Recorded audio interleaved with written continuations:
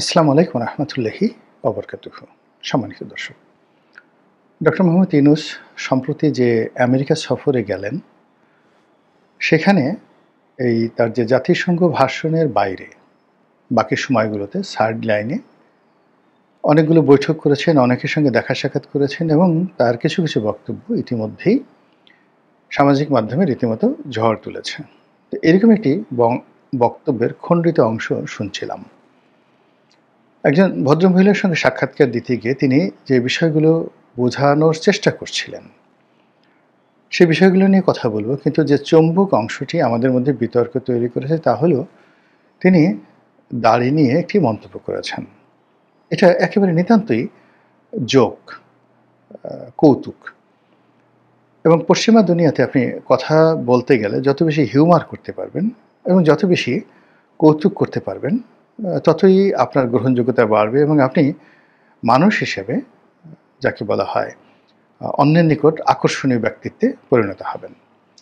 ফলে আপনি দেখবেন যে টেলিভিশন বলেন, চলচ্চিত্র বলেন, রাজনীতি বলেন, সব ক্ষেত্রে যে যত সুন্দর করে পলিটিক্যাল হিউমার তৈরি করতে পারে, তারাই সেই অঙ্গনে সুপারম্যান হিসেবে অধিষ্ঠিত হন।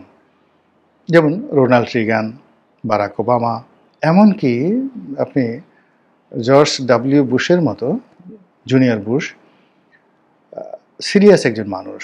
তিনিও তার যে বিদায়ী ভাষণ হোয়াইট হাউস থেকে যখন চলে যাচ্ছিলেন, ঠিক সেই সময়টিতে সাংবাদিকদের সঙ্গে তার যে বক্তব্য, এটাকে রোস্ট প্রোগ্রাম বলা হয়, সেখানে তিনি যেভাবে উপস্থিত সবাইকে হাসিয়েছেন, আপনি না দেখলে বিশ্বাস করতে পারবেন না। তারা অনেক সময় নিজের সঙ্গে কৌতুক করেন, অপরের সঙ্গে কৌতুক করেন এবং ওখানে এই জিনিসগুলো কেউ মাইন্ড করে না। যেমন ধরুন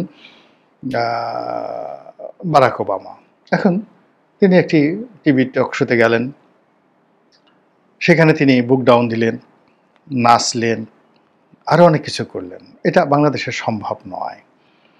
আবার স্টিভ হার্ভি নামে একজন অভিনেতা আছেন, টেলিভিশন বাচ্চাদের অনুষ্ঠান হোস্ট করেন।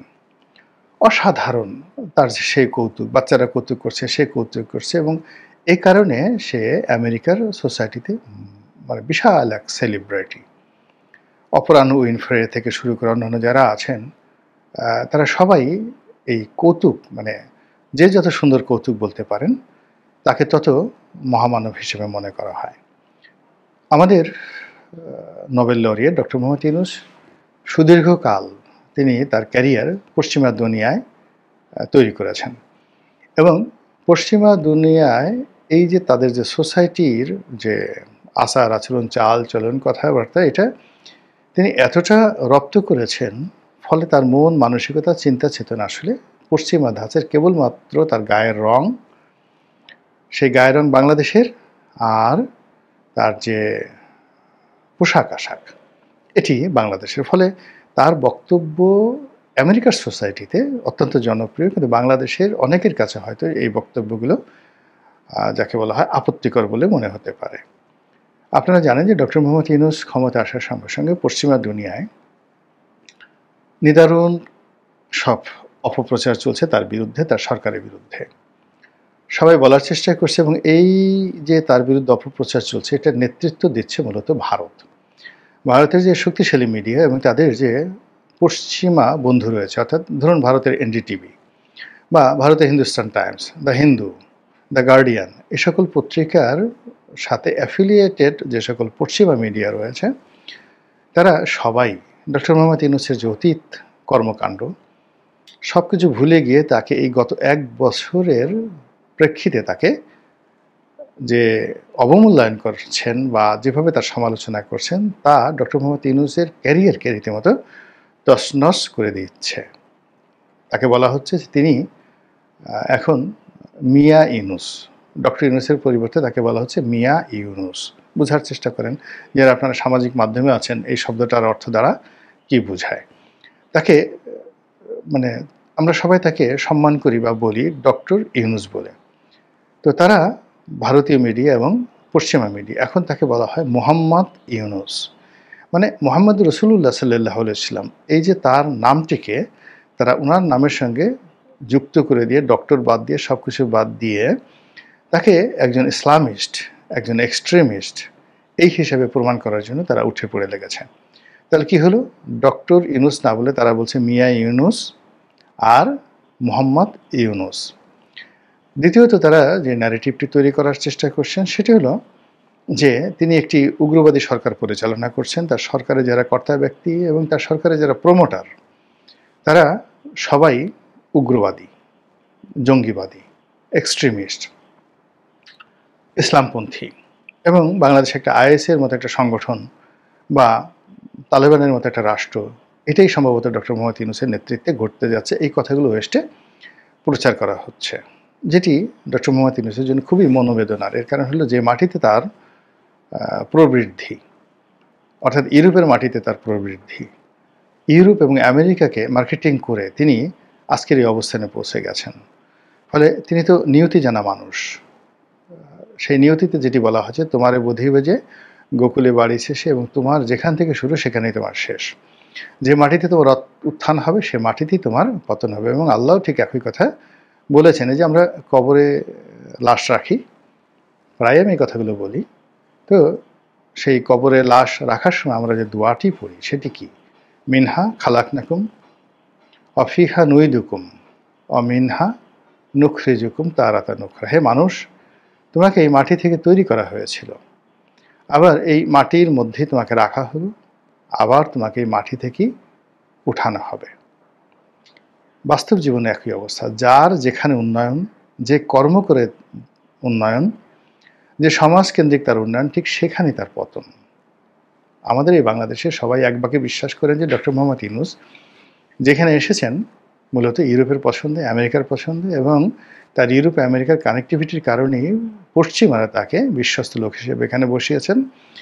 আর আগামী দিনে প্রকৃতি যদি বিরূপ হয় তাহলে তার যে পতন সেটি এই পশ্চিমা দুনিয়া থেকেই হবে।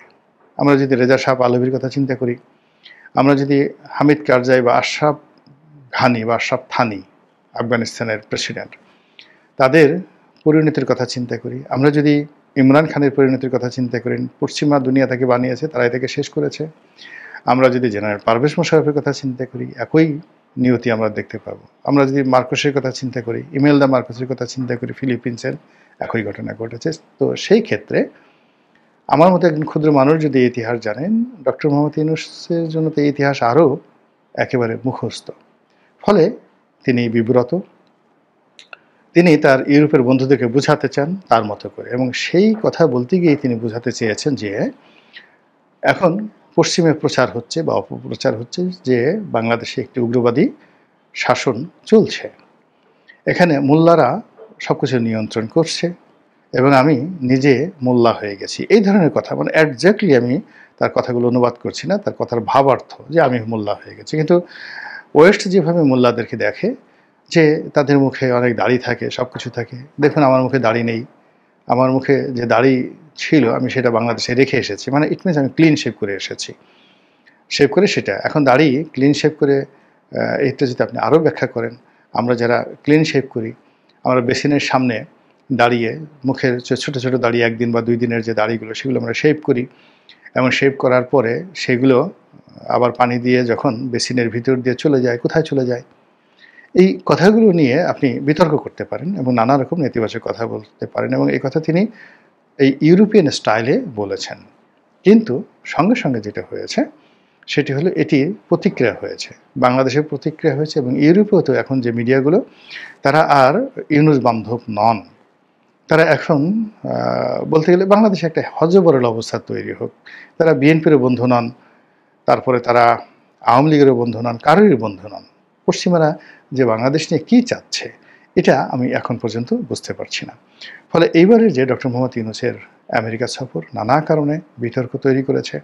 তিনি এতগুলো লোক নিয়ে কেন গেলেন? আবার সেই লোকগুলোর মধ্যে তার 2 জন কন্যা আর সন্তান রয়েছেন, যারা আবার পারস্পরিক সৎ বোন, মানে তার যে 2 স্ত্রীর 2 কন্যা, তারা নাকি এবার সফর সঙ্গীতে ছিলেন। আবার উনি ডোনাল্ড ট্রাম্পের সঙ্গে, তার স্ত্রী মেলানিয়া ট্রাম্পের সঙ্গে একটা ছবি তুলেছেন, 104 জন লোক নিয়ে গিয়েছেন। তারপরে তার সঙ্গী সাথীদেরকে এক গেট দিয়ে বের করে তিনি ভিআইপি গেট দিয়ে চলে গেছেন। তার সঙ্গী সাথীদের মধ্যে মির্জা ফখরুল সাহেব এবং আক্তার, তারা নানাভাবে লাঞ্ছিত হয়েছেন, আক্তারের গায়ে ডিম মারা হয়েছে। তো সব মিলিয়ে পুরো তার যে নিউ ইয়র্ক ভ্রমণটা, এই ভ্রমণটি অন্য যে কোনো বারের ভ্রমণের চাইতে তার জন্য বিব্রতকর, অস্বস্তিকর, এবং সেই অস্বস্তিকর একটি অভিজ্ঞতা নিয়ে তিনি যখন বাংলাদেশে আসবেন, তখন পুরো বাংলাদেশ তাকে কীভাবে গ্রহণ করে সেটাই এখন দেখার বিষয়। মহান আল্লাহ আমাদের সবাইকে হেদায়েত দান করুন এবং হেফাজত করুন। আসসালামু আলাইকুম ওয়া রাহমাতুল্লাহি ওয়া বারাকাতুহু।